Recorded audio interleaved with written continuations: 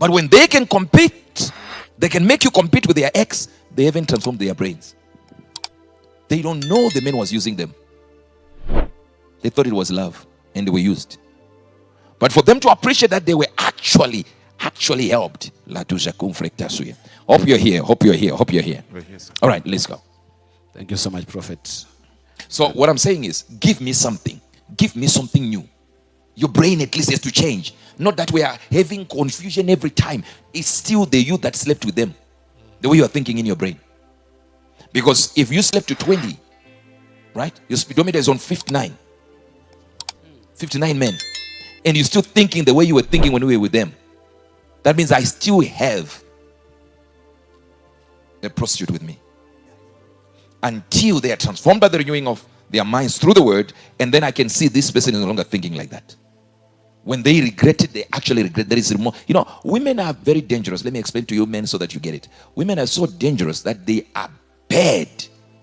You know, bad, I mean bad. In the sense that they are very good at forgiving themselves quickly. A woman can cheat on you and forgive yourself when she finishes. That when you now deal with the issue that you cheated on me, trust me, they forgive themselves. They don't understand. That's what they say. But I said sorry. So you sleeping with 4. Sorry, we'll fix it. See what I'm saying? That's what I'm saying. So have a person who has changed their minds. Change that woman that has had all this. Change that woman until you see a real changed person who is willing to follow Christ, and you go like, you know what, this is a new creature. Yes, she did wrong. Yes, she went wrong because she grew up differently. But don't have a reprisal of the same character that she used to have when she had those people. Then you have a whore in your hands. Yep. 2 more questions, right? 2 questions left. Thank you so much, Prophet. This one is saying, after sex, I feel like sleeping. And my wife will be really energized. And she's offended when I sleep before her. How do I handle it? You know, like I said to you in the beginning, the scriptures talk about offer due benevolence. That's where mercy is required. And it says Jew. Let's try to put it in the Message Bible. Do we have an ability to do so? Let's do that. I don't know what it will say in the Message Bible. Certainly, but only within a certain context. It is good for a man to have a wife and for a woman to have a husband. Sexual drives are strong, but marriage is strong enough to contain them and provide a balanced and fulfilling sexual life in a world of sexual disorder. The marriage bed must be a place of mutuality. The husband seeking to satisfy his wife, and the wife seeking to satisfy her husband. Marriage is not a place to stand up for your rights.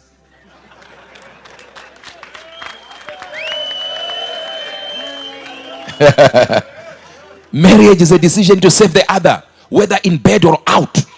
Abstaining from what? From sex is permissible for a period of time if you both agree to it, and if it's for a purpose of prayer and fasting, but only for such times. Then come back together again. Satan is an ingenious way of tempting us when we least expect it. I am not understand commanding this. No, what he's saying is, if you look in the King James Version, it says come back quickly together. Your fasting should not be 200-hour days. And we are also fasting with sex. It is possible to fast food and not fast sex. Look at the Daniel fast. He did delicacies that he fasted. I'm not eating prawns. I'm not eating grapes this year. I'm not eating this. It's fasting. Are you getting this? Are you getting what I'm trying to say? So some people think if they are fasting Rosh Hashanah, sex is not allowed. I never told you that. And I'm the one who received the vision.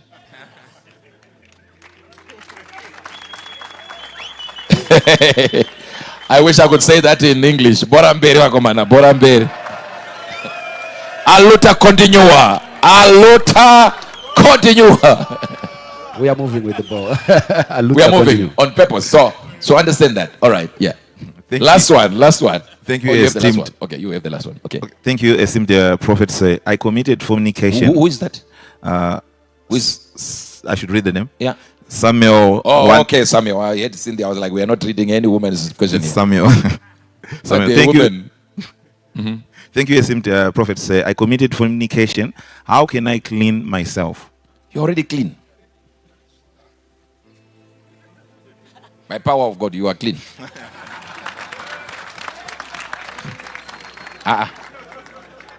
I think people think there is a way.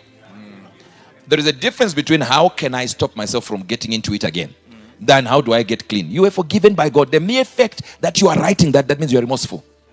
That means by you writing that, I can tell you ask for forgiveness. And the Bible says God is faithful to forgive. The word faithful there means stickability to a prescription. Let me tell you this, faithfulness does not mean faith, full of faith.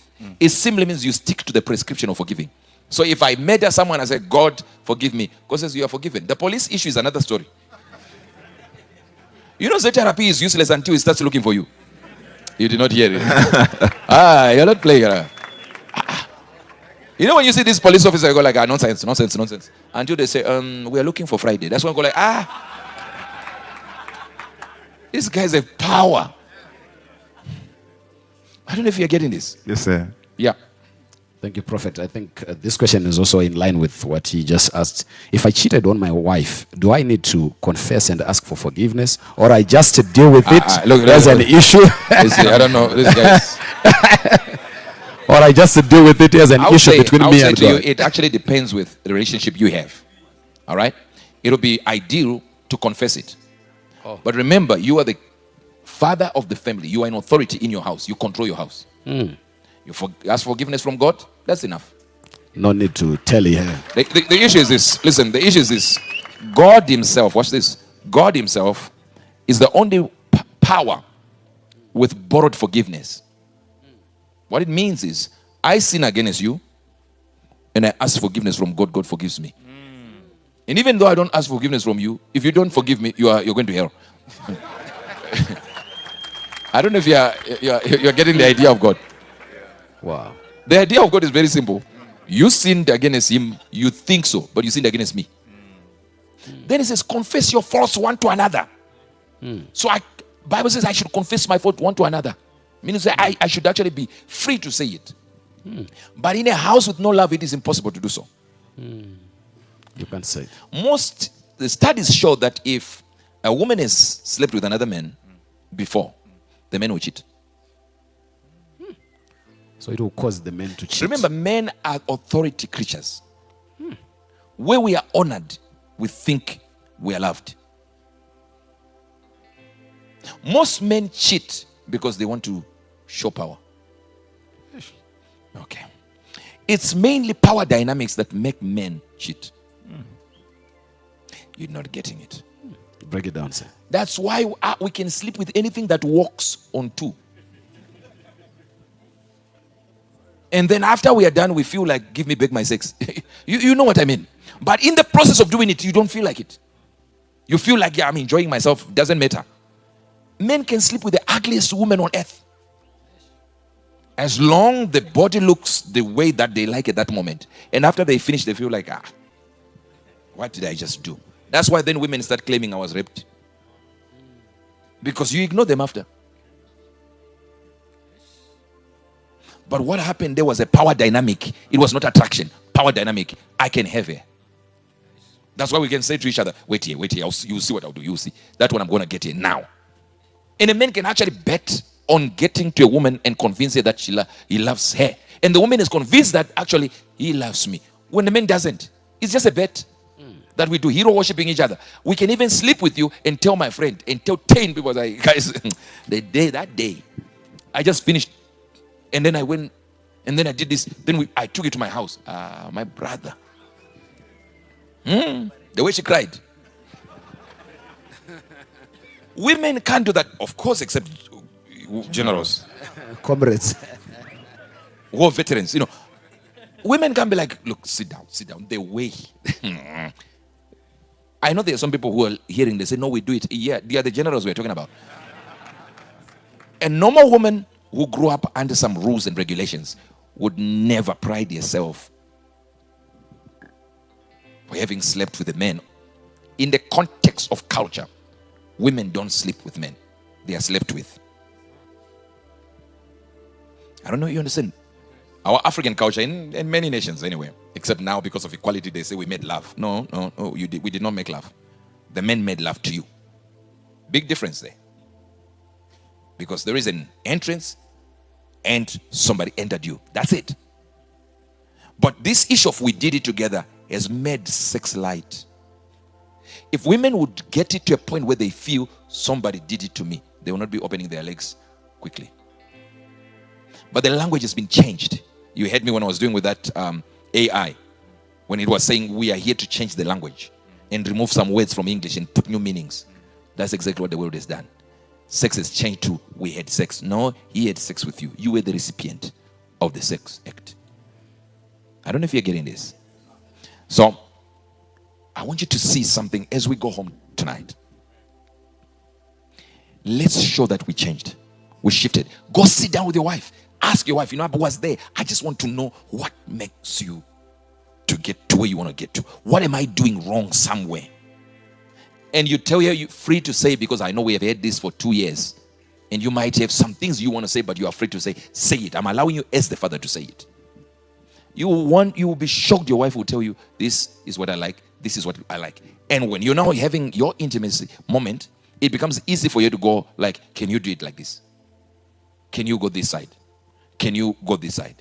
Can I do this? The problem is right now, if we were talking about it just before we came here, where we had some questions before, where we were seeing questions. Can I allow my wife to be on top? Yes, sir. Imagine that. Oh, is that an answer to? Yeah, I saw. I had we're talking about the question. Yes, sir. And I was it's just a confirmation of some of the questions that I was seeing. They are here there. All right, you see? And there is someone who was asking about the missionary position. Is there anything spiritual about missionary? I don't know about what missionary is, but whatever. I'm getting here. Whatever that minister of the gospel wants to minister. What if the person is an apostle and is not a missionary? What do we do?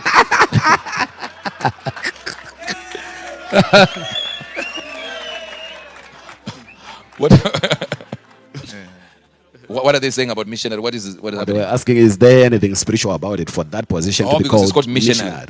Oh, wow. I think this we deal with it in part 2, because part 2 is not going to be easy. It's no under 25. Now, Chief is hot tonight. Chief, hi. But just imagine someone is saying, can my wife come on top? Is it spiritual? You see what is happening with us? We have some religious mindsets. Oral sex is not allowed. Your wife being on top is not allowed.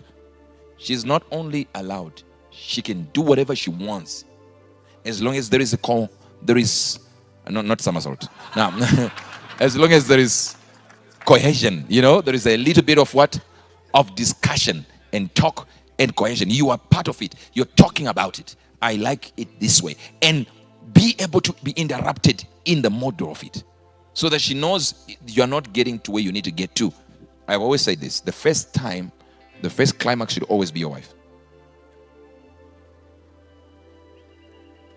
I repeat, you are the man. You are in charge. It doesn't mean slavery. It means you are the boss. You make things happen. Get excited first. Then so you have to stop yourself from reaching that level. But man of God, what if another one was saying, what if I quickly get excited? Then you are not a man. You are a boy. You can actually push yourself back and say, I'm doing it. My excitement at this point is to see her satisfied. Then I know she's satisfied. That's my only duty when we get in. My duty is when she gets satisfied, I've been a man. Then my second take would be, it's now me.